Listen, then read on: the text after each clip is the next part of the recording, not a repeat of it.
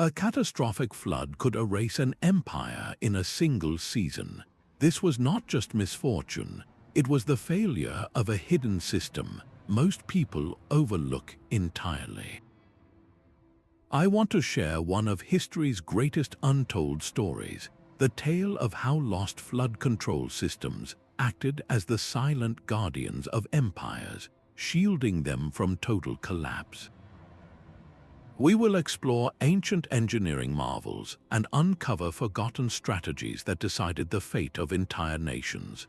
By the end, you will see every river and rainstorm in a completely new way, finally understanding the delicate dance between human ambition and nature's raw power. How did a network of canals save a city from annihilation? And why was a reservoir's maintenance a matter of life and death for a dynasty? What forgotten lesson from a fallen civilization could protect our own cities today? Do you believe we are any safer from nature's fury than they were? The very first empires were born from a simple, undeniable truth: people needed to be near water.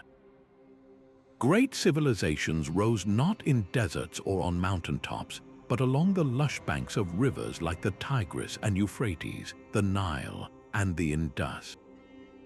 This was a deliberate, calculated risk. The river's annual flood brought more than just water. It carried rich, new soil that made the land incredibly fertile.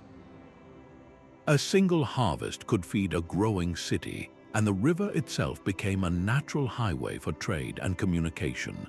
But that same life-giving force held a terrifying power. A flood that was too strong or arrived at the wrong time could erase a year's food supply in days, drowning fields and washing away entire villages. This created a paradox. The source of their wealth was also the source of their potential doom. Survival was no longer just about planting seeds, it was about controlling the flow. The earliest farmers likely started with nothing more than piles of earth, simple mounds to divert a trickle of water away from their homes. But as villages grew into cities, these small efforts had to scale up. What began as a family shoveling dirt became a community project, and then a government mandate. They dug canals to guide the water where they wanted it to go, and they built the first basic levees to hold the water back. This was the true birth of hydraulic civilization, a society organized around the management of water.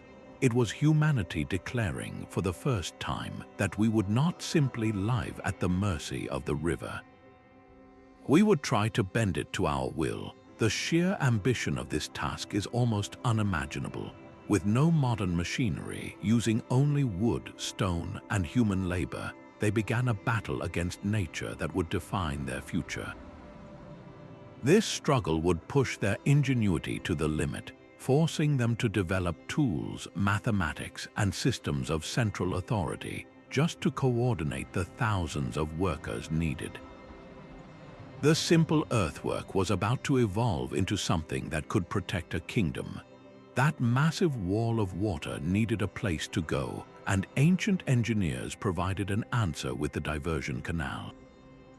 Think of these not as simple ditches, but as a carefully planned escape route for a river in rage. When floodwaters surged, these channels would intercept the flow, splitting its power and redirecting the excess away from city walls and precious farmland, guiding it instead into designated floodplains or secondary riverbeds. This was an act of clever persuasion, not a direct fight. The real genius lay in the planning. Long before the first shovel of earth was turned, surveyors from Mesopotamia to China would walk the land, studying its every subtle slope. They used simple but effective tools like sighting poles and water levels to map the perfect, gentle downward path for their canals. The goal was a consistent, controlled flow that used gravity to do all the work. The Indus Valley civilization, for instance, perfected this art. Their cities were protected by intricate networks of canals that did more than just avert disaster. They captured and distributed the flood's life-giving water, turning a seasonal threat into a source for year-round agriculture. This fundamental principle of diversion transformed a catastrophic event into a manageable, even beneficial occurrence. But what happened when the canals themselves were overwhelmed, or when the water needed to be held back for longer? This is where a second brilliant innovation entered the stage: the strategic use of the reservoir. A reservoir is more than a lake, it is a promise of stability. While canals diverted the immediate danger, these vast, engineered basins were designed for patience. They captured the chaotic energy of a flood and held it, transforming a sudden, destructive surge into a steady, life-sustaining resource. Picture a giant sponge, absorbing the shock of a monsoon or the relentless melt from mountain snows, only to release that same water slowly and predictably during the parched months that followed. This was a profound shift in thinking, moving from immediate defense to long-term strategy. The ancient kingdoms of Sri Lanka became the undisputed masters of this art. They sculpted their entire landscape around massive, intricate reservoirs known as weavers. One of the greatest, the Kala Weaver, was an artificial inland sea capable of holding billions of gallons of water. Its construction was a monumental feat of human will, requiring not just immense labor but a deep, intuitive understanding of the land itself. Engineers had to read the subtle contours of the earth, identifying the perfect natural bowl to contain such weight, and they had to understand the geology beneath their feet to ensure the dam would hold for generations. This was not just about holding water back, it was about creating a new, predictable heartbeat for the civilization. The reservoir's careful release of water meant that crops could be planted with confidence, that cities would not thirst in a drought, and most importantly, that the terrifying power of the annual flood was neutralized. It became a tool, a managed asset that balanced the twin threats of scarcity and deluge. This delicate equilibrium was the bedrock of empire, turning a capricious environment into a controlled one.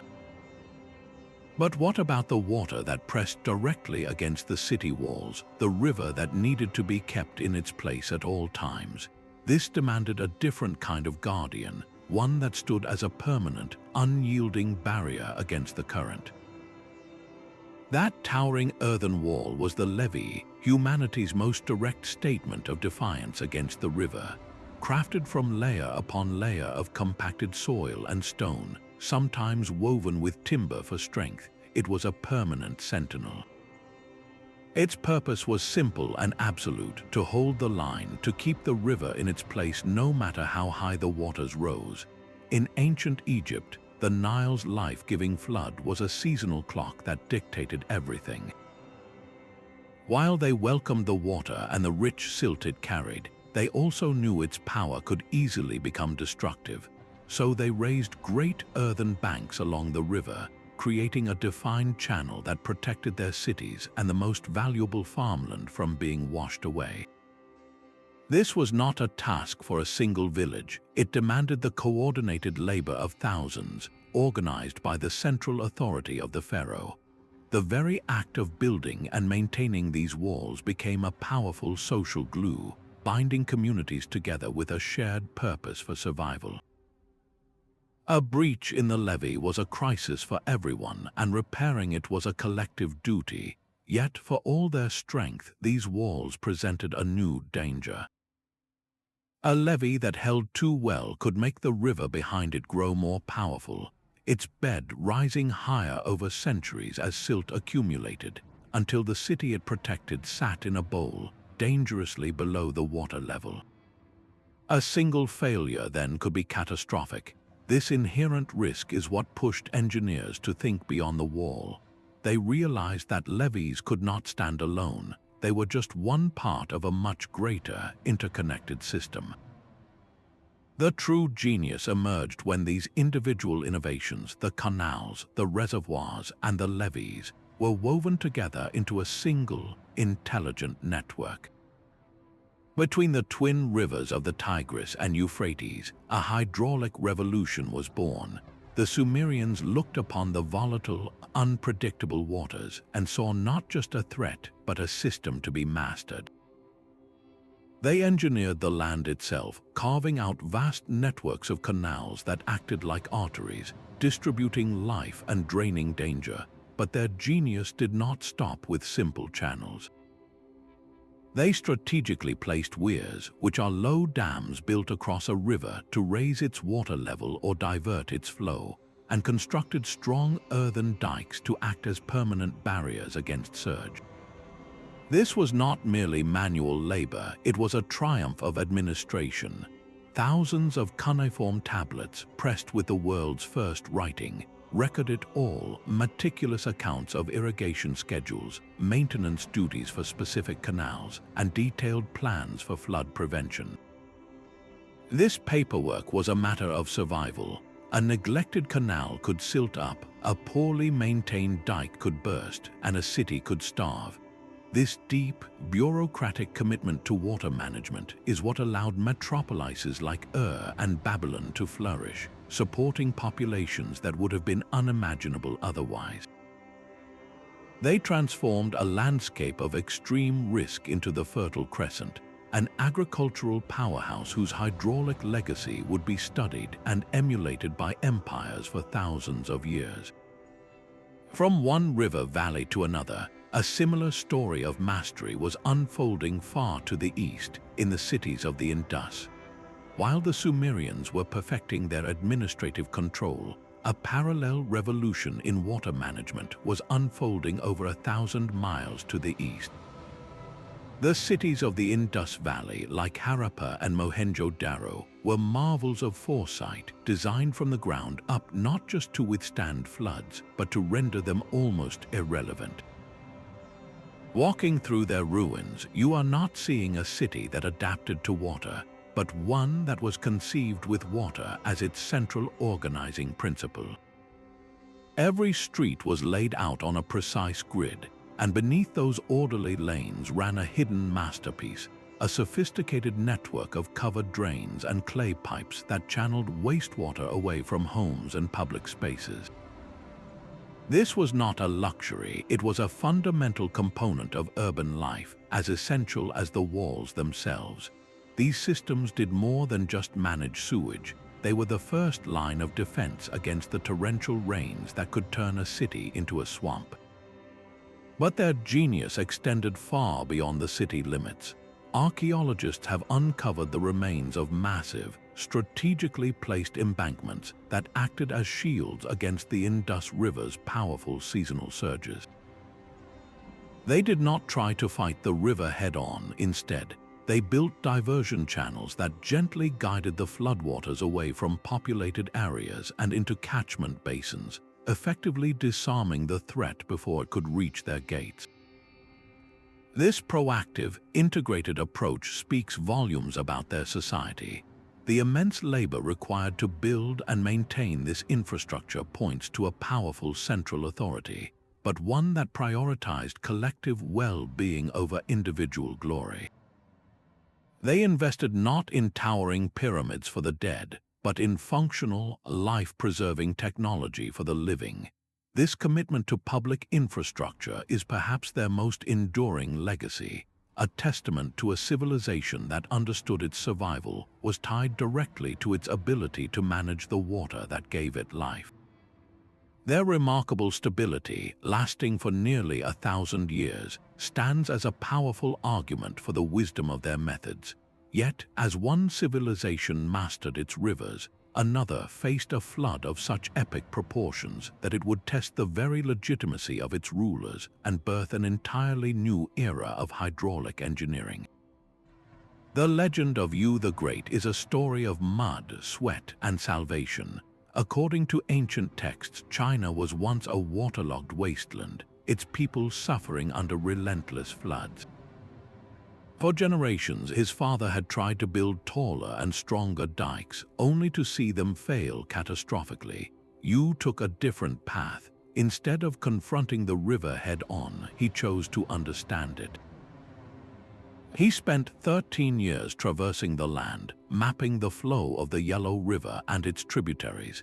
His revolutionary idea was to clear the choked riverbeds and dredge new channels, creating a clear path for the floodwaters to drain safely to the sea. He did not stop the flood, he guided it. This myth was far more than a simple tale. It was the foundational political philosophy of imperial China. An emperor's right to rule, known as the Mandate of Heaven, was directly tied to his ability to control the waters. A well-managed river meant bountiful harvests and a stable society. A flood was a sign of heavenly displeasure, a justification for rebellion and the fall of a dynasty. This created what scholars call the hydraulic mandate, a powerful incentive for emperors to invest in massive public works. The Qin and Han dynasties poured immense resources into taming the Yellow River's notorious volatility.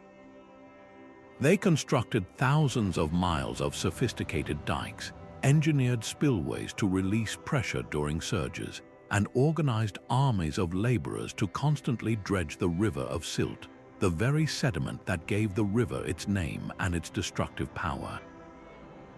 The ultimate symbol of this success is not a legend, but a living system still in operation after more than 2,000 years.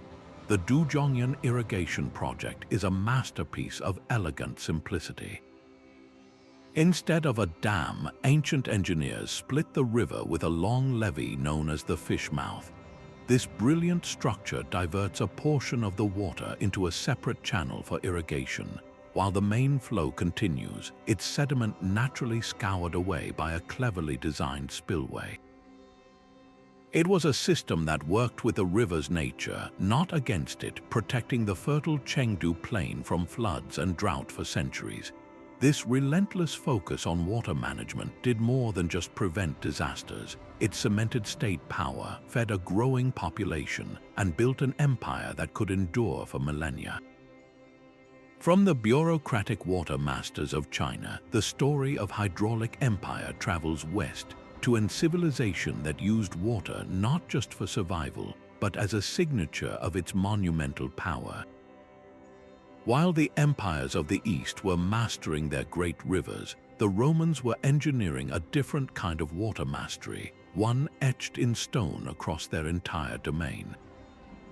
We remember their soaring aqueducts, those graceful arches carrying fresh water for baths and fountains, but this was only half the story. Beneath the glory, a hidden network was dedicated to the opposite task, rushing water away from their cities with equal determination. In Rome itself, the Cloaca Maxima began as an open canal and was later vaulted over, becoming a monumental sewer that drained the stormwater from the valleys between the city's famous hills. This was not merely a sanitation project, it was a foundational act of flood control, transforming a marshy, flood-prone landscape into the stable heart of a world empire. They did not stop underground. Along the banks of the Tiber River, they constructed massive stone embankments, walls designed to contain the river's rage and protect the low-lying parts of the city. Their foresight even extended to law, with regulations that prevented construction too close to the river's edge, preserving a natural buffer zone. This integrated thinking was replicated across their territories. Every Roman military camp, from the damp fields of Britannia to the deserts of the Near East, was built to a precise standard that included drainage ditches and elevated foundations for tents and storage. This was not just about keeping soldiers' feet dry. It was about ensuring that a sudden downpour would not halt a legion's campaign, that supply depots would not be washed away, and that communication lines remained open. Flood control was for Rome a strategic component of military logistics and imperial control. By systematically managing water, they secured the roads, ports, and cities that formed the arteries of their power, proving that a stable empire required dry ground as much as it required fresh water. This Roman model of holistic infrastructure would echo for centuries. but across the Atlantic, in the jungles of the Americas, another civilization was developing its own breathtakingly sophisticated answer to the same eternal challenge. High in the jungle canopy, the ancient Maya faced a paradox of water. In a region of torrential rains, their greatest challenge was often scarcity. The limestone bedrock of their cities, like the magnificent Tikal, was like a giant sponge, quickly absorbing the downpours that could otherwise cause devastating flash floods. Their solution was one of profound foresight. They paved their grand plazas with plaster and carved them with subtle slopes, turning the entire city center into a massive rainwater collection basin. A network of channels then funneled this precious water into vast, man-made reservoirs, some lined with clay to hold the water tight. These reservoirs were not mere holes in the ground. They were the city's lifeblood, carefully engineered to see a population of tens of thousands through the punishing dry season. By capturing the flood, they neutralized its immediate danger and stored its power for the future. This was a system of brilliant equilibrium, managing both the threat of too much water and the peril of too little. Far to the north, in the Valley of Mexico, another civilization was performing an even more dramatic transformation. The Aztecs did not find a fertile paradise, they built one. Their capital, Tenochtitlan, was founded on an island in the middle of a vast, swampy lake system. To expand their agricultural land and stabilize their foundation, they created the Chinampas. These were not truly floating, but artificial islands constructed by weaving together layers of mud, vegetation, and reeds, then anchoring them to the lakebed with willow trees. The result was a grid of incredibly fertile plots of land, each one bordered by canals. These canals were the key to the system's genius. They acted as a natural buffer against fluctuating lake levels, absorbing excess water during storms and releasing it back during dry periods. The constant capillary action from the canals kept the Chinampa soil perpetually moist, allowing for an unprecedented 7 harvests a year.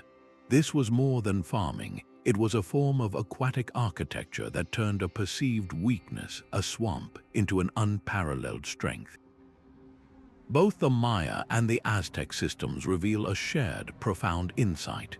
They did not seek to dominate their environment with brute force, but to integrate with it, creating solutions that were as sustainable as they were effective.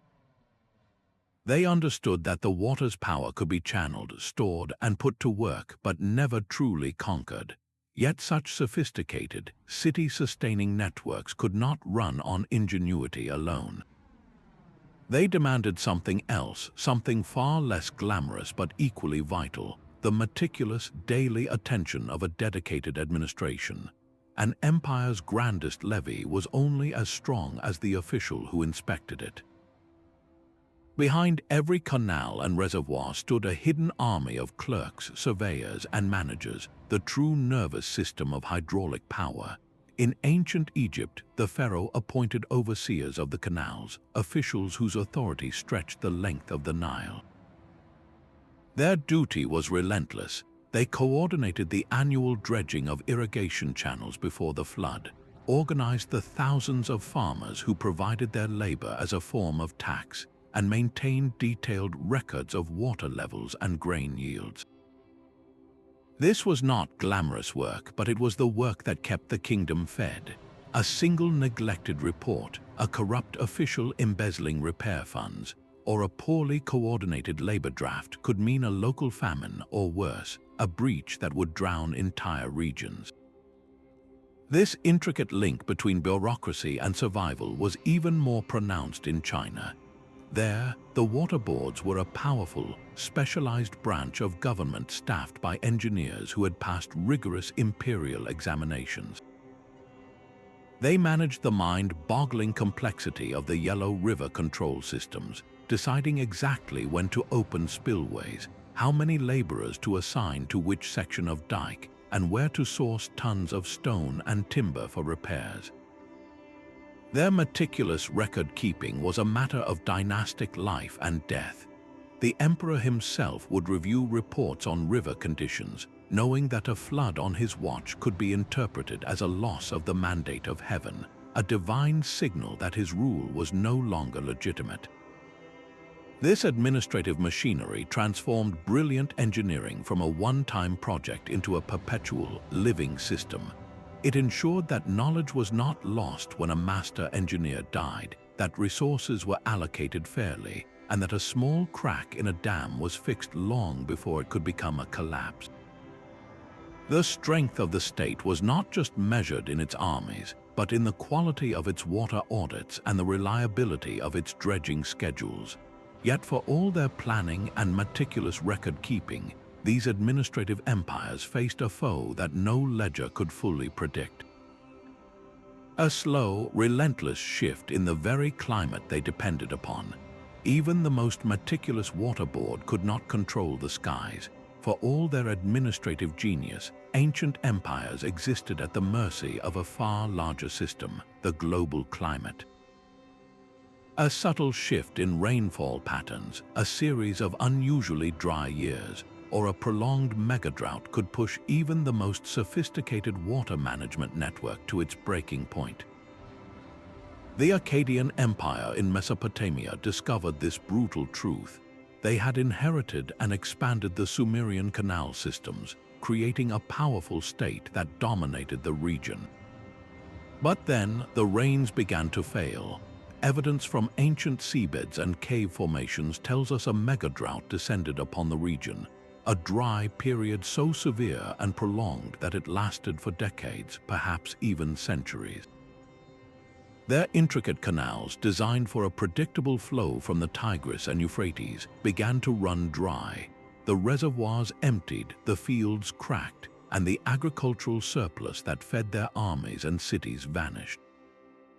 Their system, brilliant for managing seasonal floods, was utterly unprepared for a world where the floods simply stopped coming. The empire fragmented, its cities abandoned to the desert dust, a stark lesson in what happens when infrastructure cannot adapt to a changing climate. Yet, in another part of the world, a different empire saw the same challenge and responded with breathtaking ambition. In the humid heart of Southeast Asia, the Khmer Empire faced a climate of extremes, with punishing monsoon rains followed by a long, dry season. To survive, they did not just build canals, they built inland oceans. The West Barre is a staggering feat, an artificial reservoir measuring 5 miles long and over a mile wide, capable of holding billions of gallons of water. This was not a single project but part of a vast, interconnected system of barrays and canals centered around their magnificent capital, Ankara. These reservoirs did more than just store water for the dry months. They created a hydraulic buffer against climate variability. In a wet year, they captured the excess monsoon deluge, preventing catastrophic flooding. In a dry year, they slowly released their stored wealth, ensuring that rice cultivation could continue unabated. This flexible, resilient system allowed the Khmer to not just survive climatic shifts, but to thrive for centuries, turning volatility into a source of stability. Their story reveals a profound truth, that the true test of an empire's water wisdom was not just controlling the river, but adapting to the rhythm of the skies. This historical dance with a changing climate forces us to ask a difficult question. Are our own modern systems, for all their concrete and steel, any more resilient than those of the Akkadians when faced with similar long-term shifts? The answer may lie not just in the engineering, but in the meaning societies attached to the water they fought so hard to control. The river was more than a force of nature, it was a living god. Across the ancient world, the waters that sustained life were also seen as divine beings, their moods and flows a direct expression of cosmic will. This spiritual dimension transformed the practical work of flood control into a sacred duty. In Egypt, the people did not simply wait for the Nile's annual flood. They worshipped it in the form of Hapi, the god of the inundation. Statues depicted him with a rounded belly and heavy breasts, symbols of the abundance he carried. Rituals and offerings were made to appease him, not just to ensure the flood arrived, but to ensure it was perfect, not too weak to water the fields and not too strong to wash them away. This was a profound intertwining of faith and function. The same priests who led the ceremonies to honor Hapi were also the overseers of the canals and levees, their religious authority mobilizing thousands for the annual dredging and repair work that kept the system functioning. A community might neglect a dike if it was just a pile of dirt, but they would not dare neglect the home of a god. This same principle echoed in India, where the Ganges River is considered a goddess, Ma Ganga, descended from heaven to purify the earth. For millennia, managing her powerful, sometimes destructive flows has been a complex dance of engineering and devotion. Ghats, the massive stone steps leading down to the river, serve a dual purpose. They are sites for spiritual bathing and prayer, but their sturdy construction also reinforces the banks against erosion, acting as a form of reverent flood control. This cultural framework created a powerful, self-reinforcing cycle. The belief that the river was sacred fostered a deep-seated respect for the water itself, discouraging pollution and waste. It provided a moral and spiritual imperative to maintain the systems that managed it, ensuring that the labor required was seen not as a burdensome tax, but as a pious act for the good of the community. To understand these ancient systems only as engineering is to miss half of their genius. They were held together by faith as much as by mortar, a unifying belief that gave people a reason to care for their environment for generations. This cultural cohesion around water management would prove to be a source of incredible strength, but it could also become a devastating weakness, a fact that invading armies were quick to recognize and exploit. That same river that nurtured a civilization could also be turned against it by a rival's hand. The ultimate perversion of hydraulic engineering was to use its own power as a weapon, transforming a life-giving system into an instrument of conquest. Historical records are filled with these chilling acts of hydraulic warfare. During China's Warring States period, the very dikes that protected one kingdom's fields became a target for its enemies. An army on the march would not just attack soldiers, it would dispatch engineers to secretly breach a key levee upstream. The goal was not a simple flood, but total societal collapse. The resulting deluge would drown entire harvests, wash away villages, and render the land unusable for years, crippling the enemy's economy and creating a massive refugee crisis that shattered their ability to wage war. This was a strategy of calculated chaos, proving that a single sabotage could achieve what years of battlefield siege could not. The tactic was not confined to the east.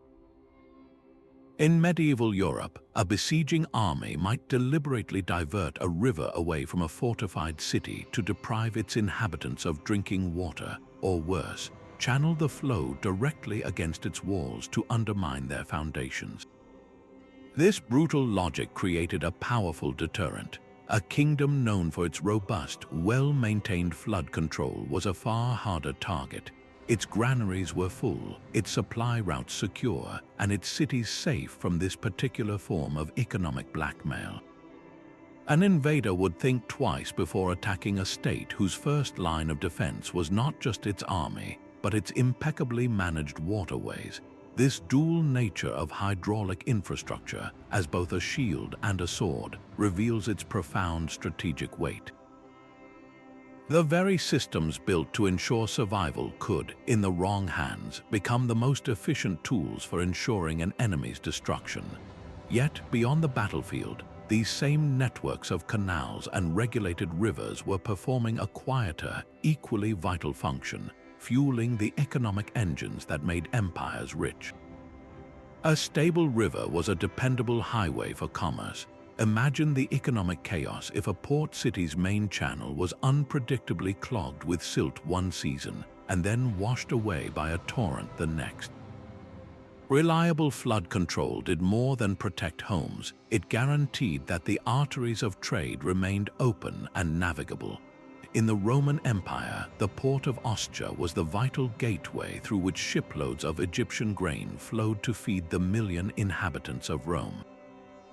This entire operation hinged on the managed flow of the Tiber. Without the embankments and drainage systems that kept the river's level consistent, docks would have been submerged or left high and dry, and the delicate, shallow-drafted grain ships could not have reliably made their journey upriver. A single major flood could sever that lifeline, triggering famine and riots in the capital. The empire's wealth was not just in its legions, but in its ability to keep the water at a perfect, predictable level for trade. This same principle powered empires across the globe.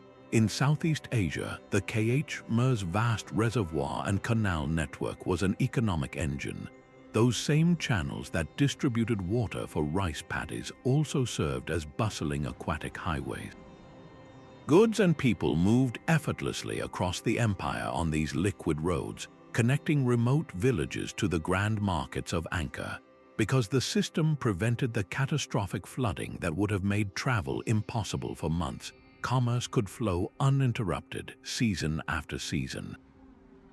Tax collectors could reliably assess and gather the rice harvest, and luxury goods from distant lands could reach the elite, reinforcing their power and prestige.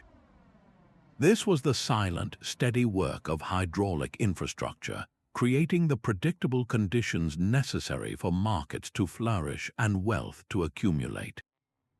It transformed the random violence of nature into a metronome for economic life. But who exactly was doing the work to keep this complex machine running, and how did that daily labor shape the society itself? Thousands of hands working in unison turned individual survival into a collective triumph. The annual dredging of a canal was not just about moving mud, it was a ritual that wove the community itself tighter. Across these early empires, the most ambitious flood control projects were built on a foundation of shared labor, often mandated by the state as a form of tax or civic duty. This system, known as corvée labor, mobilized vast portions of the population for weeks or even months each year. In ancient Egypt, when the Nile's floodwaters receded, a race against time began. Farmers, who were also soldiers and builders in the off-season, were summoned by the pharaoh's officials to repair the network of dikes and basins that crisscrossed the floodplain. They worked in massive crews, clearing silt from irrigation channels with simple tools and baskets, strengthening the earthen walls that defined their fields. This was backbreaking work, but it was also profoundly unifying. A farmer from the south and one from the north, who might never have met otherwise, now stood shoulder to shoulder in the same ditch, their fates literally tied to the same wall of earth. This collaboration did more than just maintain infrastructure. It forged a common identity and a shared stake in the empire's success. The state, in organizing this labor, demonstrated its power and its essential role as the guardian of order, but it also had to ensure that the benefits, the water, and the security were distributed with a degree of fairness. A community that felt cheated would not show up to dig the next year. This intricate social contract, written in mud and water, became the glue that held hydraulic empires together for centuries. It was a testament to human collective ingenuity, proving that our greatest defenses were not built by machines, but by communities. Yet this delicate balance between duty and reward was fragile, and when it began to crack, the entire system was poised for a fall. A silent, silted canal is a disaster waiting to happen. That intricate network of earth and stone, once the pride of an empire, does not fail in a single moment. Its collapse is a slow, creeping process. Year after year, sediment builds up, reducing its capacity to carry water. Minor breaches appear and are left unrepaired. The administrative records that once scheduled every dredging operation are forgotten, and the skilled labor force is disbanded. Then, a major storm arrives, and the weakened system has no answer.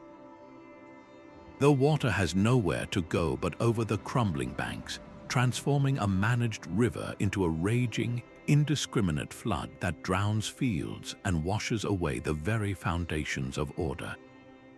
This pattern of decay is etched into the ruins of fallen civilizations.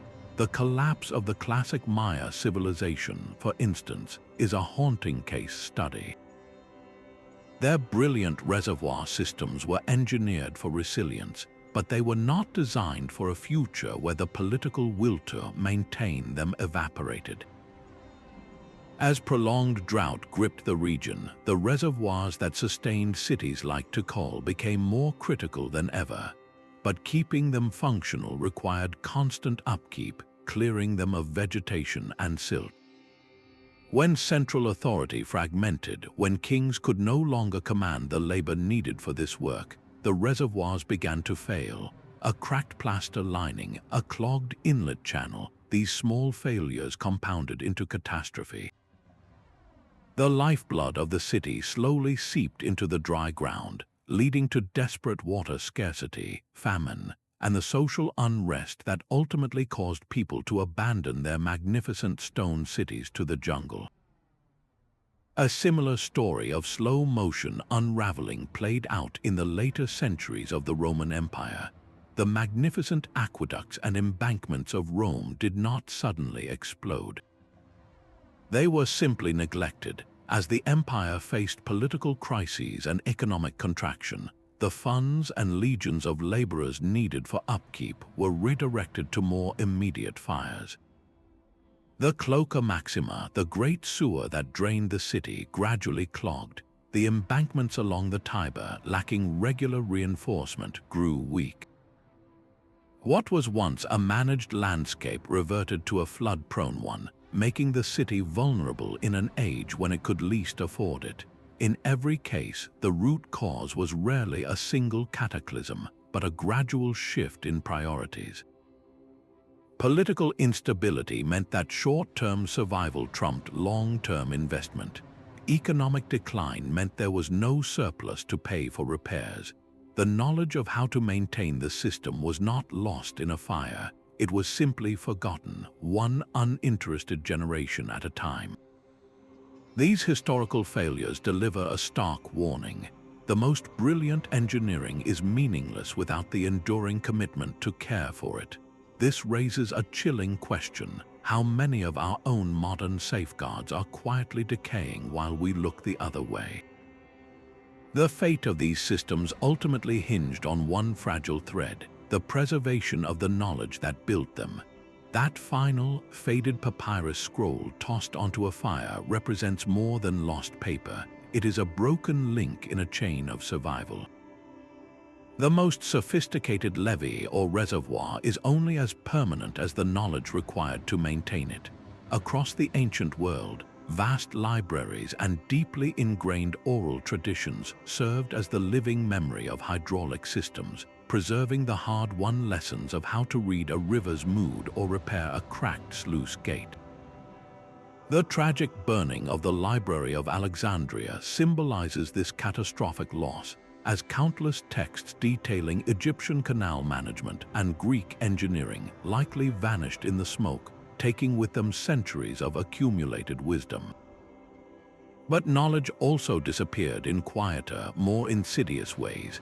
Specialized guilds of watermasters, men who could diagnose a levee's weakness just by the sound of the water hitting it, sometimes died out without a single apprentice to carry on their craft. These were not skills that could be easily written down. They were a feel for the water, an intuition earned through a lifetime of experience. When that generational thread was cut, the technical capability of an entire society could plummet. We see this painful cycle of loss and rediscovery throughout history. After the Roman Empire's decline, the understanding of concrete that made their harbors and aqueducts so durable was lost for 1,000 years. Communities living along the very same rivers had to relearn, through trial and tragic error, principles of flood control that their ancestors had mastered long before. This intermittent pulse of innovation reveals a humbling truth. Our technical expertise is a fragile flame, easily extinguished by social upheaval, shifting priorities, or simply the passage of enough time.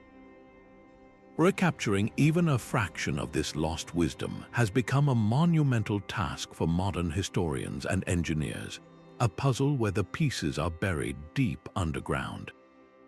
Yet today, new tools are allowing us to unearth these secrets, not from scrolls, but from the very soil the ancients shaped. The dirt beneath our feet holds the blueprints of forgotten genius. Archaeologists are the detectives of this hidden history, carefully brushing away centuries of soil to reveal the physical proof of ancient water management. At the Maya city of Caracol in Belize, excavators uncovered something remarkable, a massive, intricately engineered sluice gate built into a hillside. This was not a simple hole in the ground. It was a piece of precision machinery designed to control the flow of water with stunning accuracy. By studying its placement and construction, researchers could finally understand how the Maya of Caracol managed their reservoir levels, releasing water during droughts and holding it back during torrential rains. They did not just build within their environment, they rewrote its hydrology, turning entire watersheds into a regulated system. This kind of discovery transforms our understanding from speculation into solid fact, proving that their engineering was both intentional and incredibly sophisticated.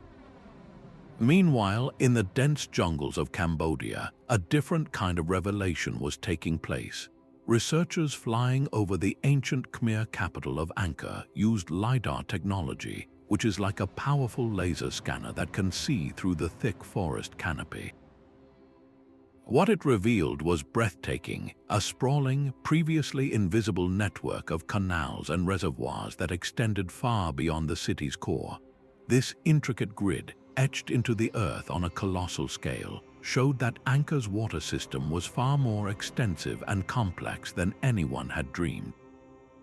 These canals were not just for irrigation, they formed a metropolitan-scale plumbing system that managed the overwhelming monsoon waters, distributing them evenly and preventing catastrophic flooding across a vast urban area.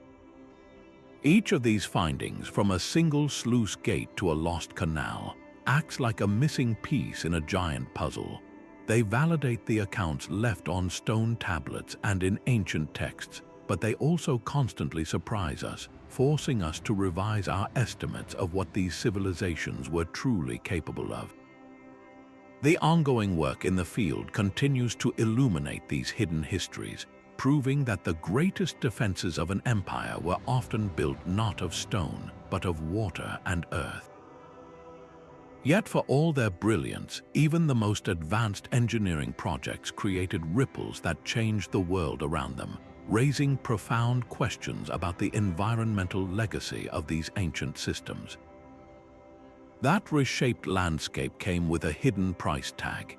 Ancient engineers, in their quest to master the water, were not just building walls and canals, they were performing major surgery on the environment itself. Diverting a river might save a city, but it could also starve a downstream delta of the vital silt that sustained its fisheries and farmlands. Creating a massive reservoir like the Kala Wiwa provided food security, but it also flooded a vast natural habitat, permanently altering the local ecology. The most dramatic example of this unintended consequence is the Yellow River in China. For centuries, the dynasties built taller and stronger levees to contain its notorious floods. This seemed like a success, but it created a terrifying feedback loop. By confining the river, they prevented it from spreading its sediment across the floodplain. Instead, all that silt settled on the riverbed itself, causing it to rise higher and higher. The people, in response, built the levees even taller. Over generations, the river was lifted high above the surrounding countryside, flowing like a precarious aqueduct held in the sky by walls of earth. A single breach in that elevated channel was no longer a simple flood. It was a cataclysmic event that could send a wall of water and mud cascading down onto the plains below, drowning entire provinces and sometimes even causing the river to abandon its course entirely and carve a new path to the sea. This was the paradox of control. The very act of defense had manufactured an even greater potential for disaster. And yet, other societies demonstrated a remarkable awareness of this delicate balance. In the arid deserts of Petra, the Nabateans did not fight their environment, they collaborated with it. They mastered the art of harvesting every drop of scarce rainfall through an intricate system of small dams, terraces, and underground conduits. Their goal was not to hold back a giant river, but to slow the fleeting desert downpours, giving the water time to seep into the soil and replenish the groundwater, rather than eroding the precious topsoil in a sudden, destructive flash. They worked with the grain of the land, understanding that sustainability was the ultimate form of security.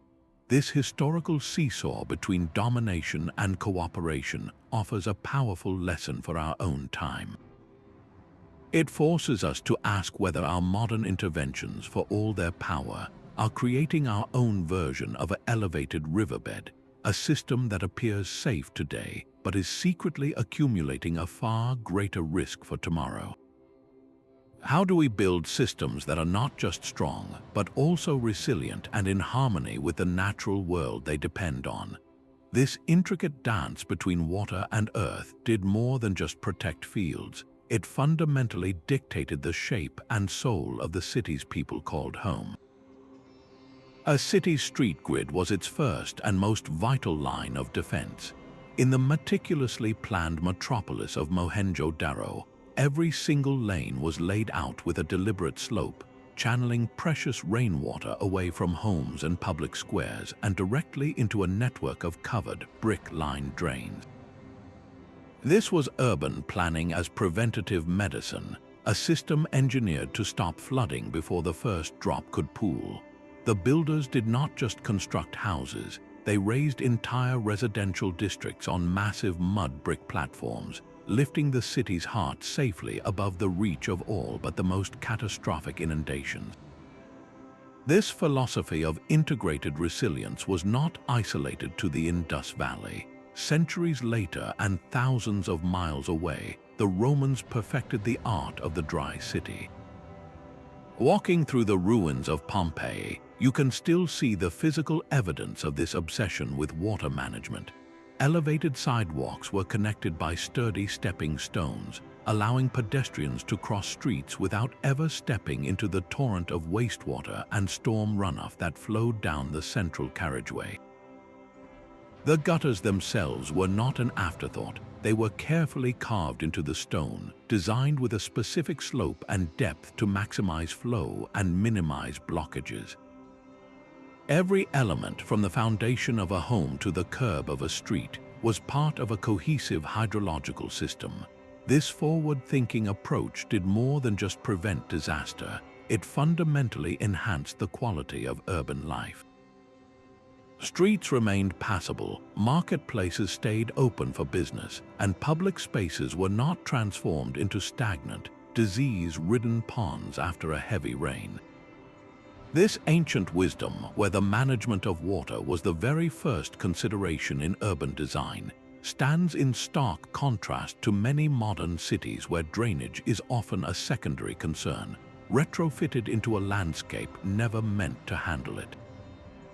The resilience of these ancient places was not a happy accident. It was a deliberate choice, a testament to a mindset that understood true security was built into the ground beneath their feet.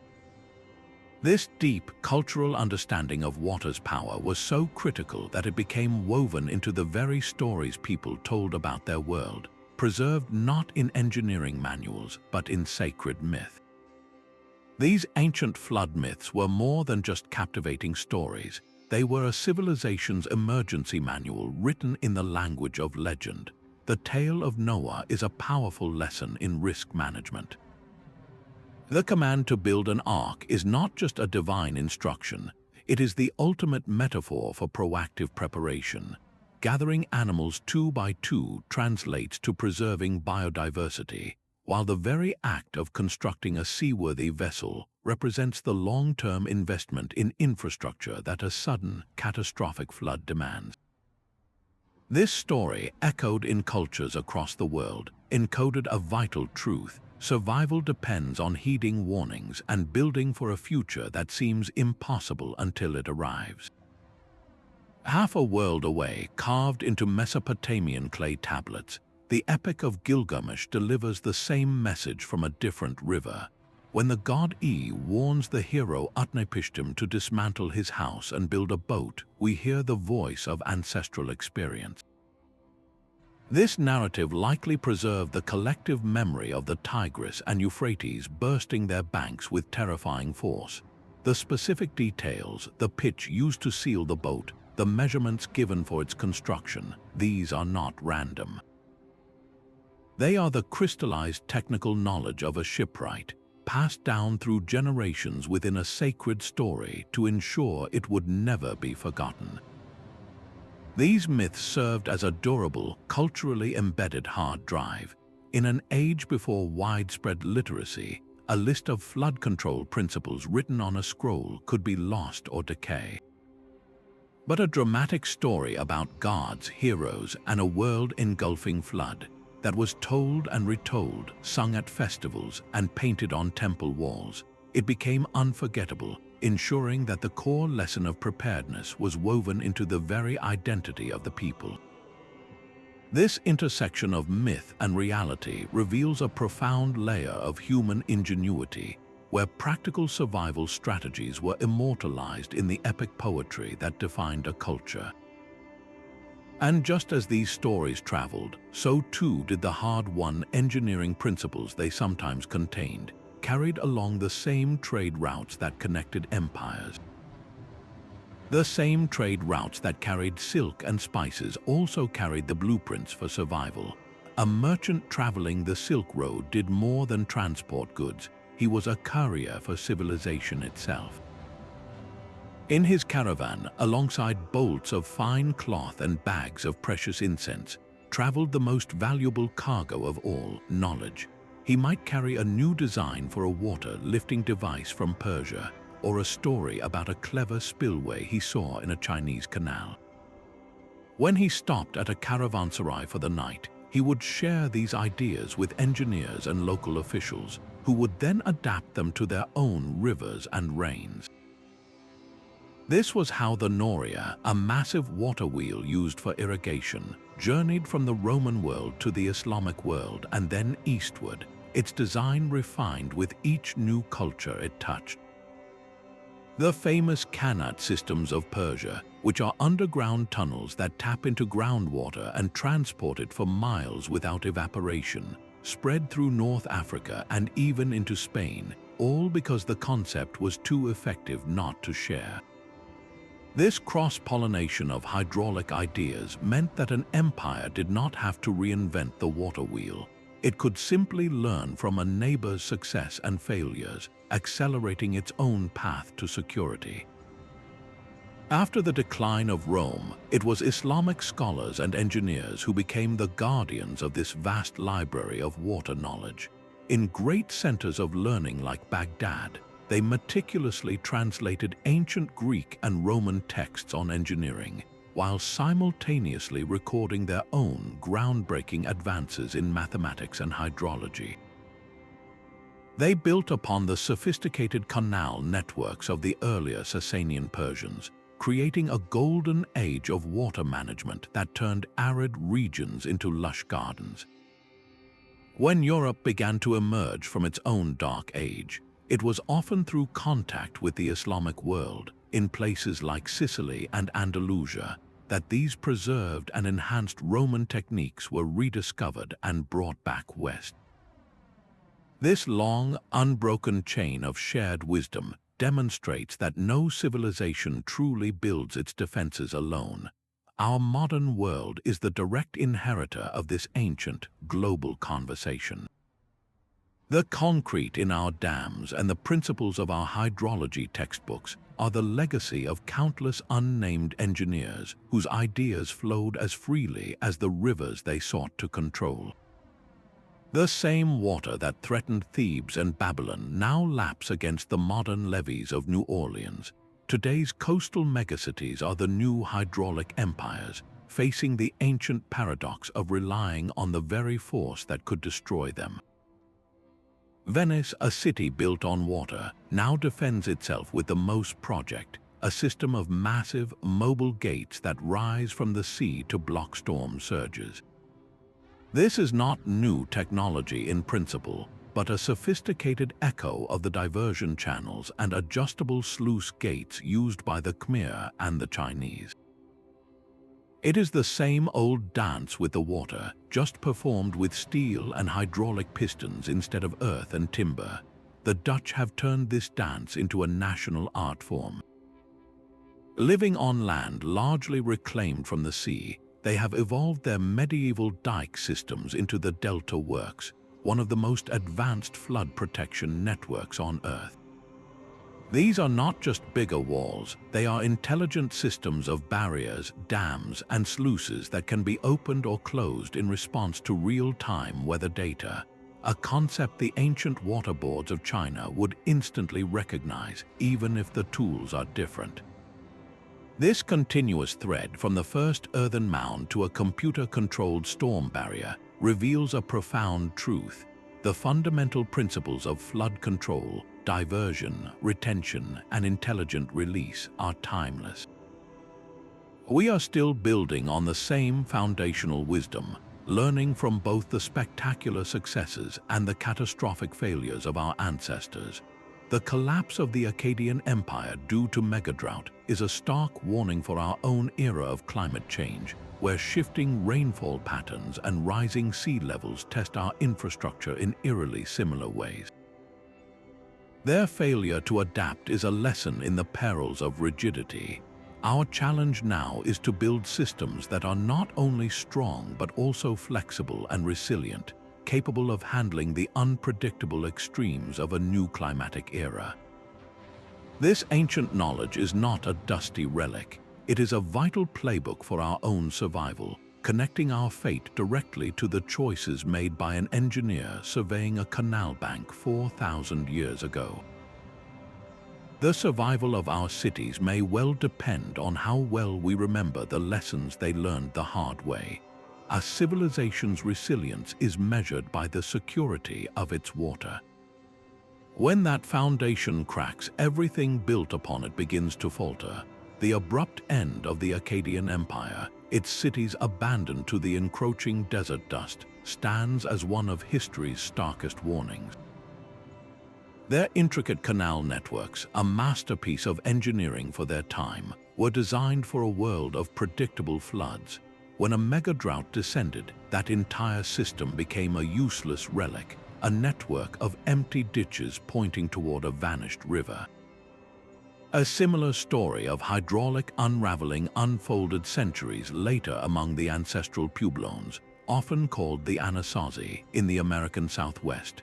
Their intricate communities, built into breathtaking cliff faces, were supported by sophisticated water collection systems that captured scarce rainfall.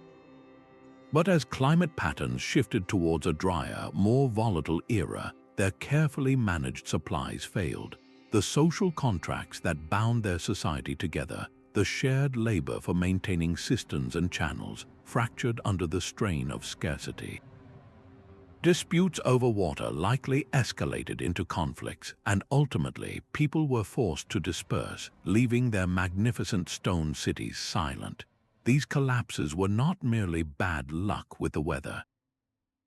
They were failures of adaptation. The system and the society that managed it could not pivot fast enough when the old rules of climate no longer applied.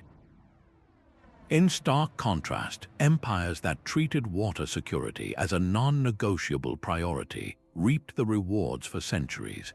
The Romans did not see aqueducts and sewers as mere public works. They understood them as essential organs of the state, as vital to imperial control as their legions. The enduring stability of ancient Egypt, with its millennia of continuous civilization, was fundamentally tied to the pharaoh's role as the guarantor of the Nile's bounty, organizing the annual dredging and dike maintenance that kept the kingdom fed. This pattern reveals a profound and often overlooked truth. A reliable water supply is the bedrock of the social contract itself. When people trust that their leaders will ensure this most basic resource, they grant authority and participate in the collective labor that upholds the system. But when that trust evaporates, when the canals silt up and the reservoirs run dry, the contract is broken. Famine, migration, and unrest are never far behind. We now face a world where the climate itself is shifting, much like it did for the Akkadians and the ancestral Pueblones. Our modern reservoirs and levees are the equivalents of their canals and cisterns, and they are being tested by extremes they were not always designed to handle. The lesson echoing across 4,000 years is urgent and clear. Our survival may well depend on relearning this ancient priority, on recognizing that the true measure of a society's strength is not just its economic wealth or military power, but the wisdom with which it manages the water that gives it life. These silent guardians of the past offer us more than just a history lesson. They provide a blueprint for our own future. From the earliest diversion canals in Mesopotamia to the vast reservoirs of the Khmer, these systems were the ultimate test of a society's foresight. They did not just hold back water, they secured the food that fed millions, protected the trade routes that built wealth, and forged the social contracts that bound communities together. Their success was a triumph of collective will over chaotic nature, but their ruins tell the other half of the story, a warning etched in stone and silt. The collapse of these systems was rarely sudden. It was almost always a slow unraveling, a story of neglected maintenance and fading commitment. This is the delicate balance we must now remember, the fragile line between human ambition and environmental respect. As rising seas test our coasts and erratic weather strains our modern infrastructure, the wisdom of these ancient engineers has never been more relevant. Their legacy challenges us to look at our own world, to see the hidden networks of pipes, pumps, and levees that protect our cities, and to ask if we are giving them the care they deserve. Let this journey through lost waterways inspire a deeper appreciation for the foundations our societies are built upon. If uncovering these mysteries of the past has captivated you, subscribe for more explorations into the forces that have shaped our world, and share your own thoughts on what we can learn from these ancient guardians in the comments below.